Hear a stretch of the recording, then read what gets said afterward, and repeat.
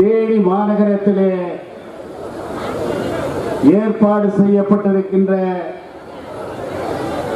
இந்த மகத்தான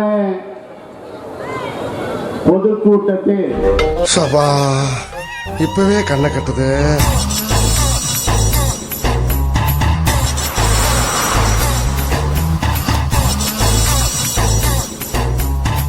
நாடாளுமன்ற தேர்தல் பிரச்சாரத்திற்காக திமுக அமைச்சர்கள் பங்கேற்கும் கூட்டங்களில் முடிவதற்கு முன்பே தொண்டர்கள் கூட்டம் காலியாவது தொடர்கதையாகி வருகிறது. கள்ளக்குறிச்சியில் அமைச்சர் மா சுப்பிரமணியன் காலி இருக்கைகளை பார்த்து அரை மணி நேரம் உரையாற்றியது பேசுபொருளான நிலையில் தேனியில் சாரி சாரியாக வெளியேறிய மக்களை கண்டுகொள்ளாமல் முன்னாள் அமைச்சர் பொன் முத்துராமலிங்கம் உணர்ச்சி பொங்க பேசியதும் அரங்கேறியுள்ளது. உரிமைகளை மீட்க ஸ்டாலின் குரல் என்ற பெயரில் நாடாளுமன்ற தேர்தலை முன்னிட்டு திமுகவினர் நடத்தும் கூட்டங்களில் அமைச்சர்களின் உரை வரவேற்கப்படுவது இவ்வாறுதான்.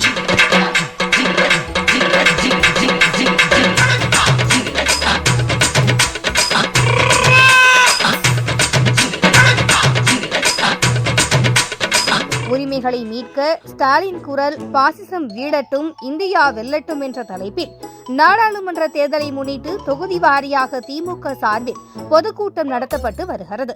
இந்த நிலையில் கள்ளக்குறிச்சியில் அமைச்சர் மா சுப்பிரமணியன் பங்கேற்ற கூட்டத்தில் பேச்சை சற்றும் காதில் வாங்காமல் மக்கள் வெளியேறினர்.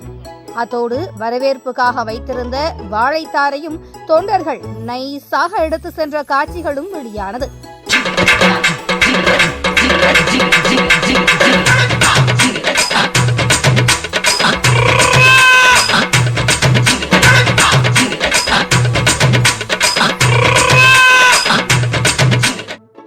இதேபோல் தேனி பங்களாமேடு பகுதியில் நடைபெற்ற திமுக பொதுக்கூட்டத்தில் அமைச்சர் ஐ பெரியசாமி பேசிக் கொண்டிருக்கும் போதும் கழக தொண்டர்கள் ஒவ்வொருவராக கலைந்து செல்ல தொடங்கினர்.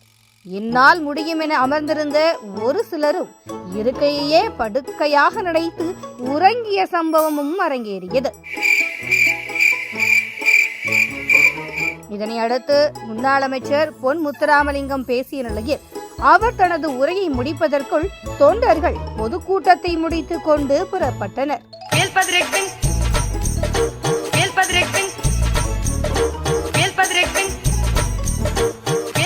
இதனால் அவரும் காலி இருக்கைகளுக்கு முன் உணர்ச்சி பொங்க உரையாற்றும் நிலை ஏற்பட்டது. அந்த வரி கட்டக்கூடிய வரியை தமிழ்நாட்டுக்கு ₹1.25 காலனா தான் கொடுக்குறாங்க மத்திய சர்க்கார். இன்னைக்கு ஒரு நாளைக்கு ரெஸ்ட் எடுத்தா அந்த வீட்ல உசுறு வாழ முடியும்.